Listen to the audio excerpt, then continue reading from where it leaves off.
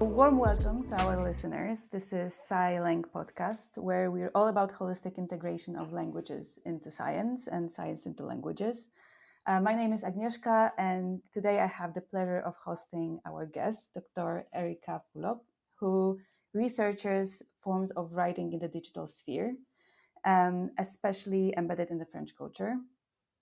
So grab something nice to drink and let's begin. So, hello, Dr. Philip. Thank you so much for joining us today. Thanks, Agnieszka, and thanks for doing this. I think this is a great series, and I look forward to hearing all the interviews that you will have made. Interesting stories. Thank you. So maybe let's start with this is kind of it seems like it's an easy question, but I understand that sometimes it's hard to answer. But can you please tell us what languages you speak? And what I mean by speak, that's the difficult part. Is what I mean. Like you don't have to be able to write, a PhD in this language. Just communicate and what made you choose to learn these languages? Mhm. It's a great introduction. I think I can say that I probably speak more languages than what I know. Mm-hmm. It's like create languages as I go. Well, to give the sort of the standard answer to what people mean usually by speaking a language, just languages I kind of learned and I'm able to use. Well, first of all, Hungarian is my mother tongue, so I still manage to speak it. Then my working languages are French and English. Mm-hmm. And I also learned Italian and Spanish, and I'm able to function in those, even though with a lot of mixing between the two. And then I learned German as well, mainly for work and then Oh wow. for life. And I think that's all. I did learn a little bit of Russian, but I really cannot pretend that I speak it. That's a lot, I have to admit. But I really liked what you said about Hungarian and that you manage to still speak it. And because um, I kind of have a question about that because I'm Polish. So that kind of resonated with me in the sense that when it comes to languages, I feel like there is some sort of like a trade off that you have to make. And giving myself as an example, it's because my work and life is generally right now is immersed in English. um, I find myself forgetting Polish. Like I'm not that like my mother tongue. Like it's just like I am not as proficient at it as I used to be, and it's kind of bittersweet because you're giving up on something that you were good at. So do you actually have the same with Hungarian? Exactly, and I like the word trade-off, even though it does sound very sort of sad and business-like, but there is something like that going on. Not because it's like you have to give up on a language. At least I wouldn't perhaps put it that way, Mhm. but you just can't be speaking all the languages all the time, or you Mhm. can't be in all the languages at the same time. So even if you have one working language and your mother tongue is different, even if you just have those two languages and you don't use even for your family, if you don't live in your country, your partner or something, your family is not in your mother tongue either, then it's scary how quickly it can start going. Yeah. because uh, because you simply don't live the things and you don't express things in the everyday life in your mother tongue, and the world keeps going, right, and new things keep happening. And from my own experience, I've lived abroad away from my home country Hungary for 17 years now. And Mhm. even though I speak every week to my family back home, my partner is French, and I've lived my life in the past 15 years, between 17 years, between English and French more than in Hungarian. And I haven't written basically anything in Hungarian, like anything serious really.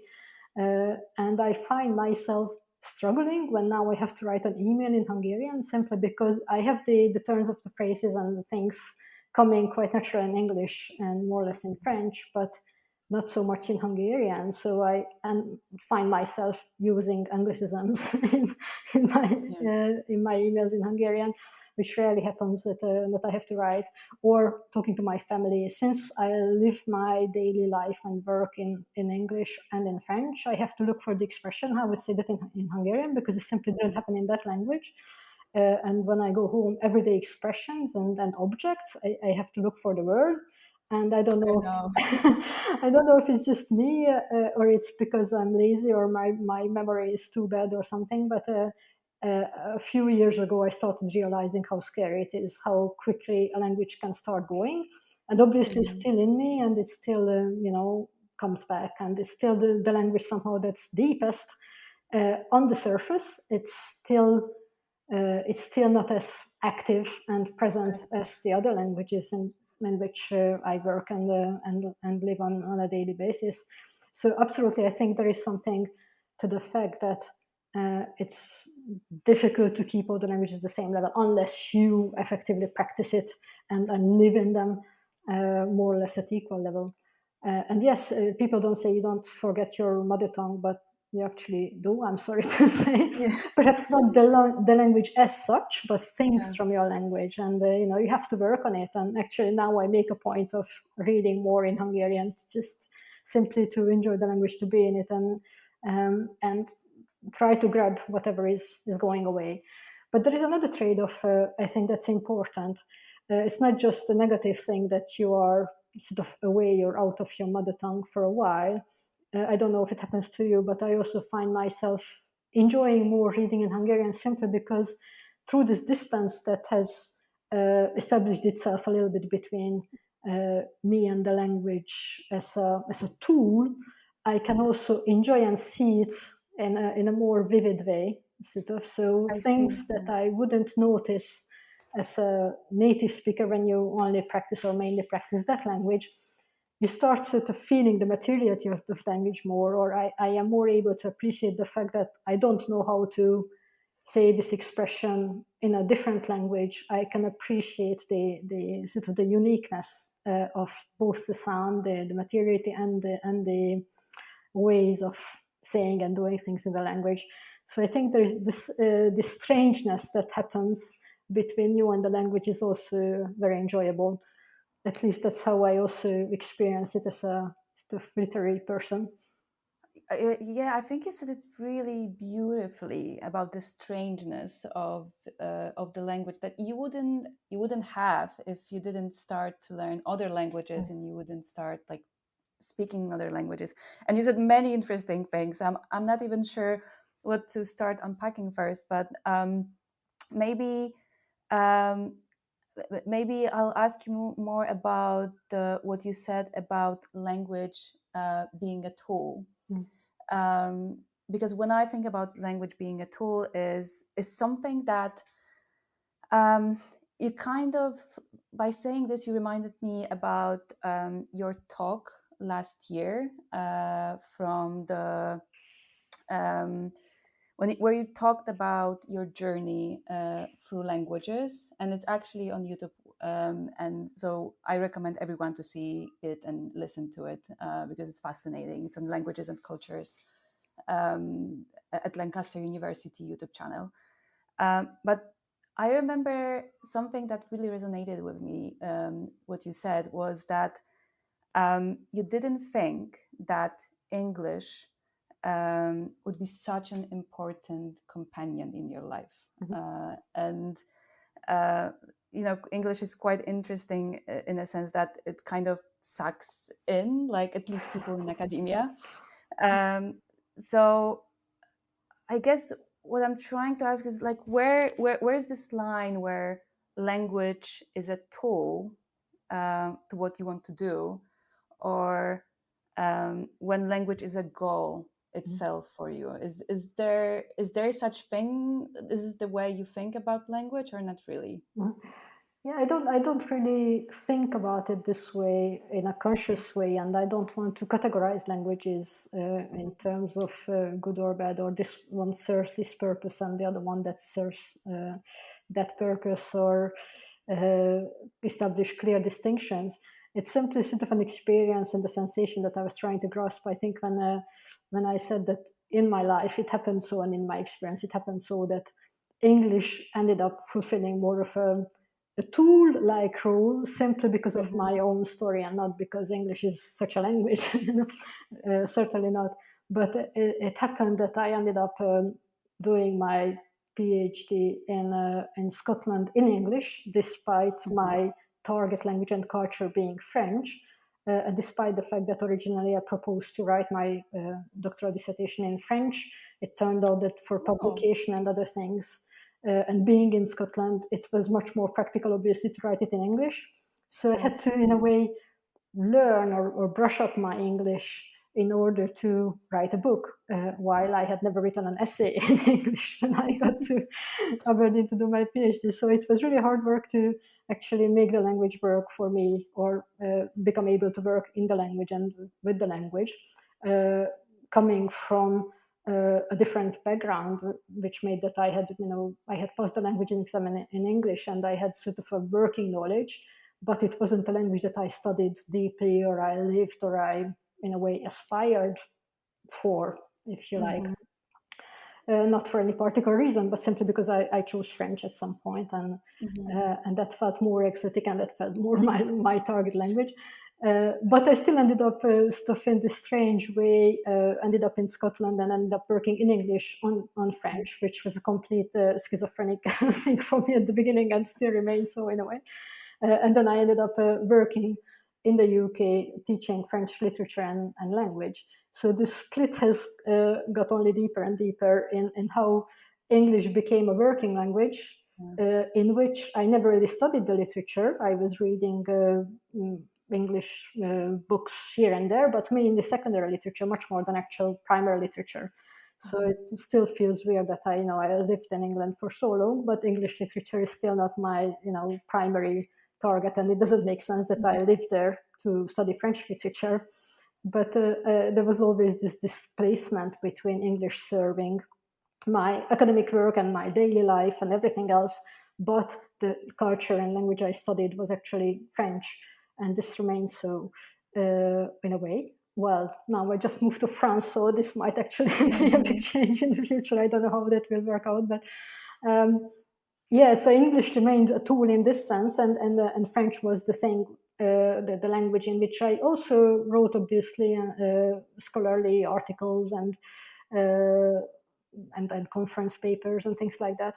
And it was also a tool for scholarly communication, but it was primarily the language in which I was studying literature, and to which I had more of an initial emotional association, attachment, whatever you would like to call it, a rapport, and which I actually studied more deeply. I studied the structure, I studied French linguistics, etc., which I never did for English. So in this sense, I meant that English remains a tool for me of communication, while French was somewhere, and is still a bit more than that. And this is so my particular story, really, and not like a judgment about the languages. But I do think that due to our personal histories and experiences and the way things happen to us in different languages and countries, it does establish perhaps some degree of division of roles or distinction of roles and associations with the languages that we speak. And the functions that we attribute, or the associations we have with this or that language. So I think that's kind of a natural process, and quite an organic one.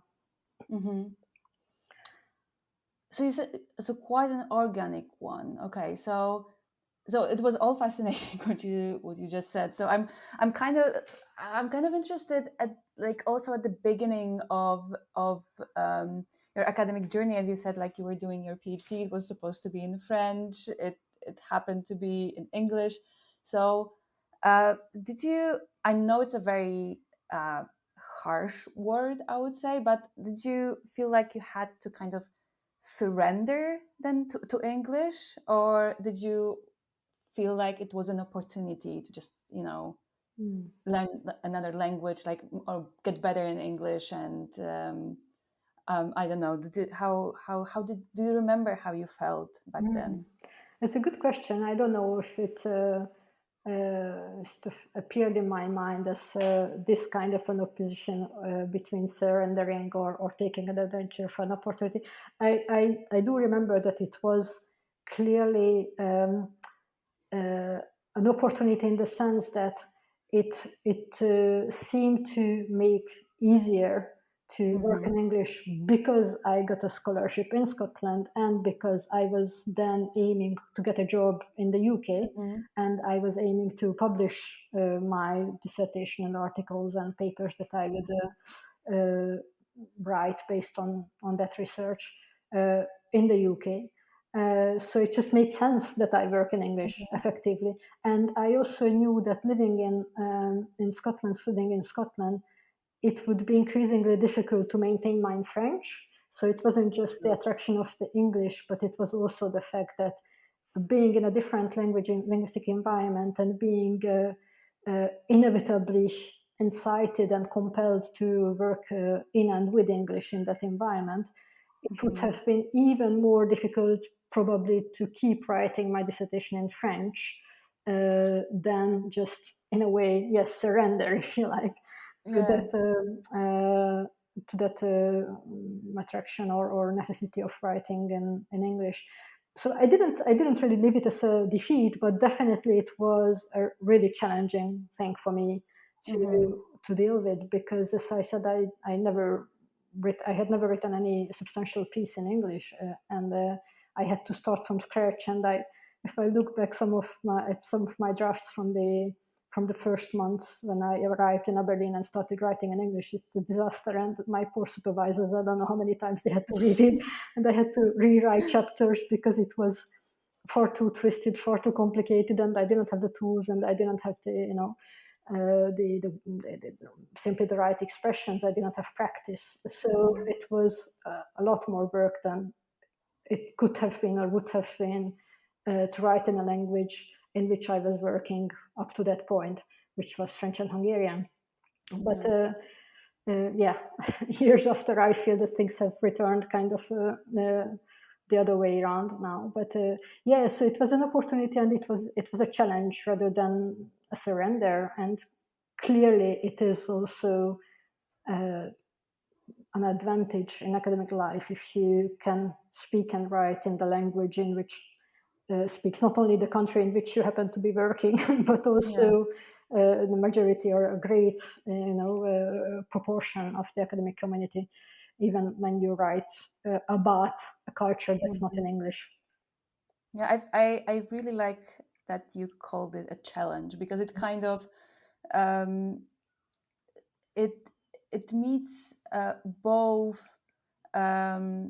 the opportunity idea in it, and also that, it is quite hard, isn't it? Like, especially for, as you said, like international students at the beginning, to write in the language that you haven't been really immersed in. And you also talked a little bit about the environment and the fact that it was just like you were in Scotland. It made sense to get better in English and to live there. And you have recently moved to France, right? So it kind of seems like languages, private life, work, all of that is intertwined. So do you find it sometimes problematic, or that sometimes one takes over the other? Or do you see it as kind of like a harmonious system in your life? I don't know if it's harmonious, but we try to make it work somehow.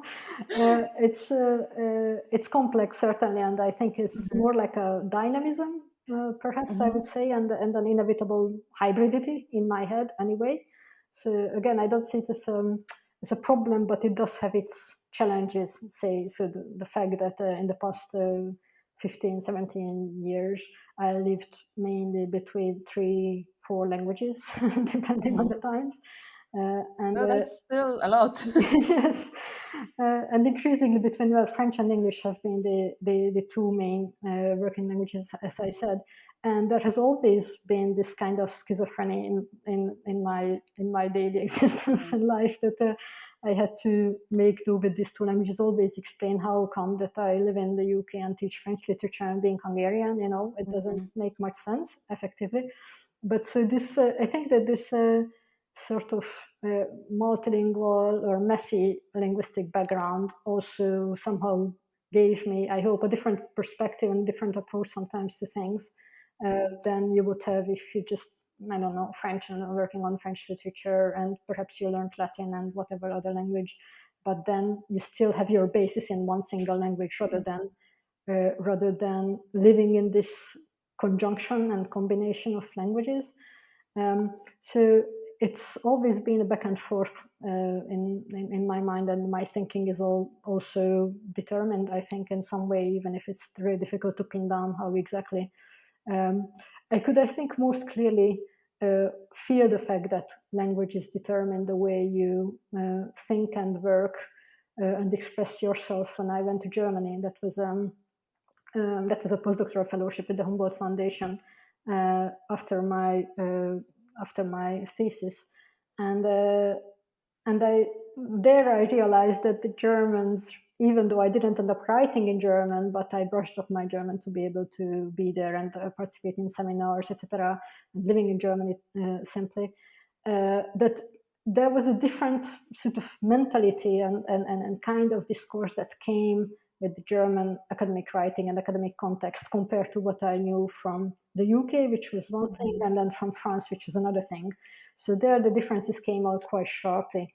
And I think that this coming and going between systems really gives you a certain, I would say, healthy distance to those discourses, so that you're not simply immersed and take it for granted, and you just practice it as if that was the only possible way of thinking about things. But you can approach things, or take a step back and look at them differently, and it somehow can be enriching and perhaps help avoid certain blind spots or certain yes, blindnesses to things, even if again it's difficult to pin down. So yeah, this coming and going, I think I live it more as a richness in my own life, and I really enjoy it, even though it does get me into trouble, and even though it also means the trade-off is to say that I never feel entirely competent, confident, fully in one language, because I will always be somewhere foreigner in all those languages. I always be a stranger, not even to my mother tongue. So while being in all these languages, you are also like a nomad across the languages, even though you live in all of them. So yeah, it is a strange sort of dynamism that is there. And now I did really wonder how it will go when I'm settled in France. I work in French literature with colleagues who are not purely French, and my partner is French. And will I lose my English? Will I not work so well in English anymore, or will I lose part of this kind of richness? I don't know. We'll have to see. Even though I will continue working with colleagues in the UK, obviously, and with the English language, but I don't know how well I will be able to maintain this kind of dynamism that exists in my thinking somewhere now. It might be pretentious. It might sound pretentious, but that's how I think No, it I don't. feels the way.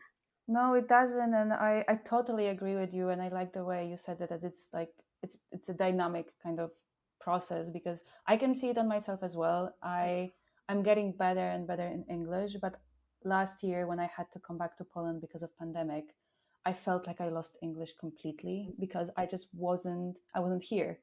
I didn't talk to um, people who were speaking English in their daily life every single day. I was using mainly Polish, and so uh, I didn't lose English in a sense of like reading, but when I had to speak, I I spoke like a 3-year-old baby, because it's just I needed to come back here, and it took me like literally like a week, maybe two, to come back to it. But it just, our mind kind of switches, right? So um and but I also, at the same time, I also agree with you, being always, as you said, like feeling like you're always a stranger, because of the languages that you're using, but you're kind of working in, etc. But it also gives you uniqueness, right, to the way you look at things. And as you said, like you know how to feel the gap that other people don't necessarily see, because they fixated on like one specific way of thinking about something. So I totally agree with you. So would you say, even though it's hard, even though it's hard, would you say that, I don't know, maybe institutions should be like more, there should be more encouragement from institutions to learn languages, for example, at the universities, or at work, etc. Absolutely. I mean, whatever challenges and what else that can involve, I think there is no question that there should be encouragement and an absolute a positive approach and understanding of the fact of learning languages, and that often that means learning English, of course, especially if you're abroad and want to enhance your scholarly communication skills across the world. But I think just the fact of learning whatever other language than what you know already for whatever purpose can be enriching, because it already gives you a little bit of an edge, not necessarily in a professional life in a very tangible financial or whatever benefits way, but simply because you can start seeing the world from a slightly different perspective, through a different lens, really, when you express things in different words, and you have to start thinking about the words that you used to use without thinking of them.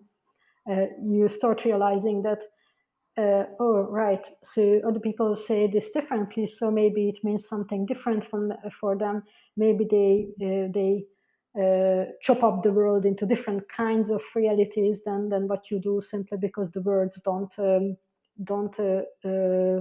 refer to the same parts, so they don't overlap entirely. So there are like a little differences between what this word in French and this word in English covers. There is an overlap, and you can use one as corresponding to the other, but at the same time there is also a slight difference. So what does the difference mean? So a French person would understand something else with that supposedly same word.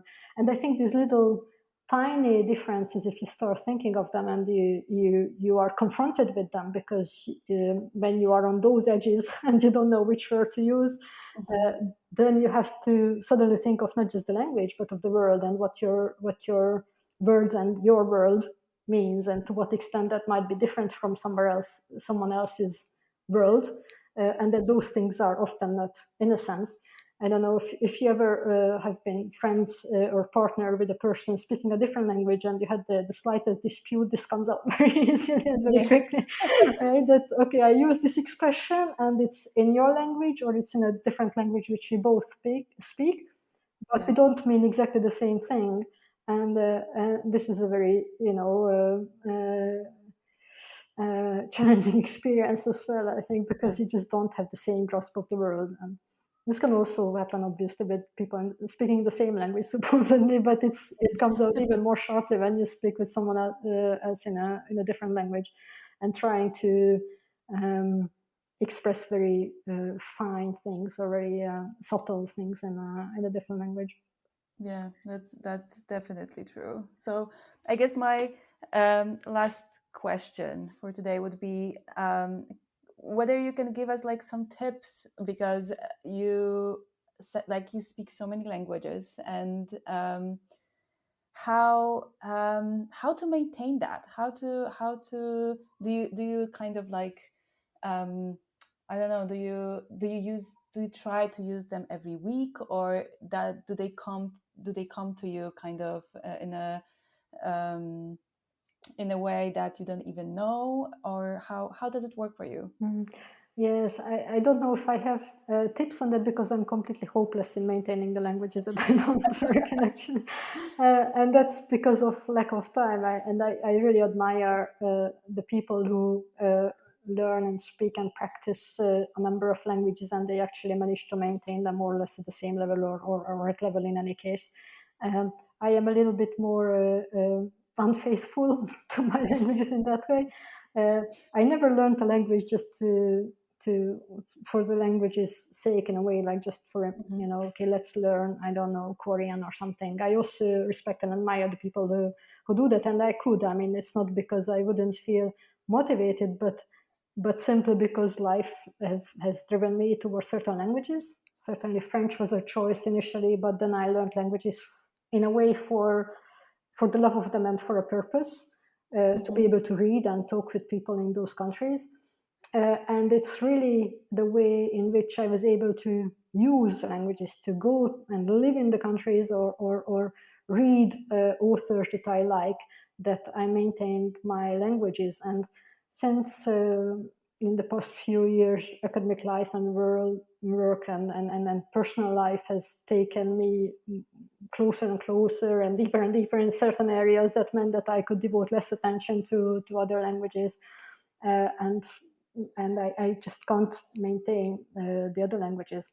So I do try to come back to reading in Spanish and Italian and German, and I really enjoy when I take some time to do that, or to listen to podcasts, YouTube, whatever in other languages, and take the opportunity to speak whenever you have someone, a native speaker of a given language. And not get too And not be lazy in afraid. talking, Yeah.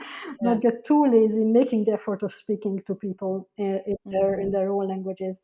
I think that's the best way of maintaining them. And obviously, if you can have a really, if you're very disciplined and have a schedule of devoting a certain amount of time every day or week or whatnot to a specific language that you want to practice, then that's better. And I admire Lindy Bootes for that with her language videos on YouTube, where she explains her daily schedule of doing a bit of this language and a bit of that.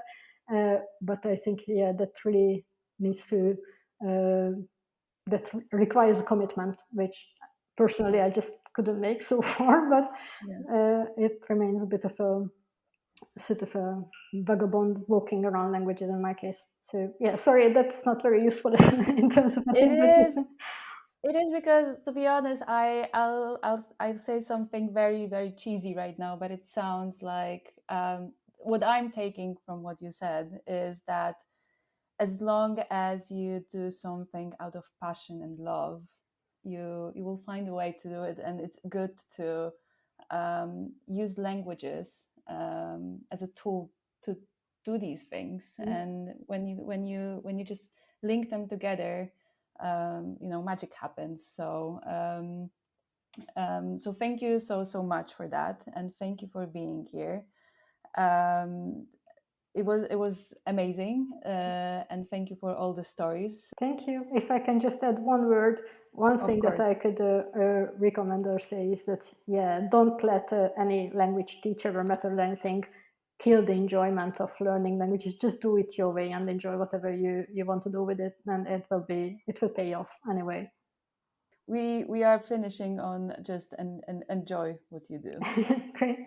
Thanks, Agnieszka. So that was Dr. Erika Fülöp, and this was also Silent Podcast. Until the next time.